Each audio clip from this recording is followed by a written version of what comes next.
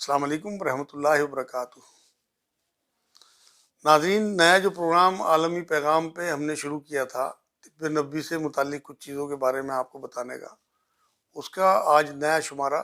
آج میں آپ کو کلونجی کے بارے میں کچھ بتاؤں گا کہ اس کی کتنی افادیت ہے۔ حضور صلی اللہ علیہ وسلم نے اس کے بارے میں بارہا احادیث میں ہمیں آگاہ کیا ہے کہ اس سے ہم کس طرح سے فائدہ اٹھا سکتے ہیں۔ تو سب سے پہلے میں ایک حدیث پیش کر دوں کہ حضور صلی اللہ علیہ وسلم، بخاری اور مسلم دونوں میں حدیث ہے کہ حضور صلی اللہ علیہ وسلم نے ایک بار یہ بات فرمائی کہ کالے دانوں میں موت کے علاوہ تمام بیماریوں کا علاج ہے۔ ایک بار یہ فرمایا کالے دانوں کو اپنے اوپر لازم کر لو۔ اب میں آپ کو اس کی افادیت کے بارے میں بتاتا ہوں، کیونکہ میں اپنی دواؤں میں اکثر 70-80% لوگوں کو اس کا علاج بتاتا ہوں۔ کلونجی کے الگ الگ طریقوں سے علاج کرتا ہوں الحمدللہ، اور اس کا بے انتہا فائدہ دیکھتا ہوں، کیونکہ یہ ہمارے آقا حضور صلی اللہ علیہ وسلم کی زبان مبارک سے نکلی ہوئی بات ہے۔ تو اسی نیت سے میں زیادہ سے زیادہ لوگوں کو کلونجی دیتا ہوں، بڑوں سے لے کے بچوں تک، چھوٹے چھوٹے بچوں کو بھی اس کا فائدہ ہوتا ہے۔ شروع میں ذرا سی ایک بات یہ بتا دوں کہ بلڈ پریشر کے مریضوں کو کلونجی نہیں لینی چاہیے، کیونکہ یہ تھوڑا سا پاور بڑھاتی ہے، طاقت بڑھاتی ہے جسم میں، اور جو بلڈ پریشر کے مریض ہوتے ہیں ان کی بلڈ پریشر کو یہ اور ہائی کر دے گی، تو اس لیے ان کے لیے ٹھیک نہیں ہے لینا۔ خیر، کلونجی جو ہے وہ ایک ایسی چیز ہے کہ اس میں ہر بیماری کا علاج ہے سوائے موت کے۔ یہ حضور صلی اللہ علیہ وسلم کی حدیث پاک ہے۔ یہ پتھری کو باہر کر دیتی ہے، یہ رکے ہوئے حیض کو نکال دیتی ہے باہر، اور ٹانگوں میں درد ہو بچوں کے، اس میں بہت فائدہ ہوتا ہے۔ پیٹ کے تمام مرضوں میں یہ فائدہ دیتی ہے۔ اور حضور صلی اللہ علیہ وسلم کا معمول یہ ہے کہ مائی عائشہ یہ فرماتی ہیں کہ حضور صلی اللہ علیہ وسلم طب سے متعلق کچھ اپنے فائدوں کے لیے کلونجی کا اکثر استعمال کیا کرتے تھے۔ شہد کے ساتھ کلونجی کو ملا کر دینا ہم نے اکثر حکیموں کے نسخوں میں دیکھا ہے۔ تو کلونجی کو آپ اپنے گھروں میں رکھیں، اور ان کالے دانوں میں اللہ رب العزت کی طرف سے اتنی شفا ہے کہ آپ تصور نہیں کر سکتے۔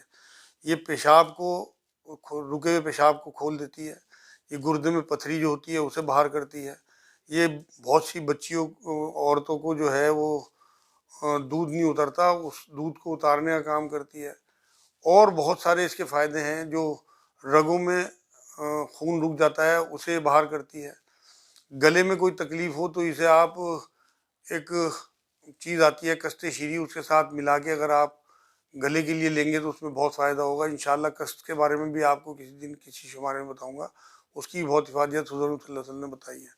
کلونجی کا تیل نکالا جاتا ہے، کیونکہ ایک بار ایک صحابی کہیں پہنچے تو انہوں نے دیکھا کوئی بیمار ہوتا بہت زیادہ، تو انہوں نے کہا کہ کلونجی پیس کے اور اسے زیتون کے تیل کے ساتھ ملا کے اس کی ناک میں ڈالو، اور وہ واقعی جو بیمار ہو رہے تھے وہ صحت یاب ہو گئے۔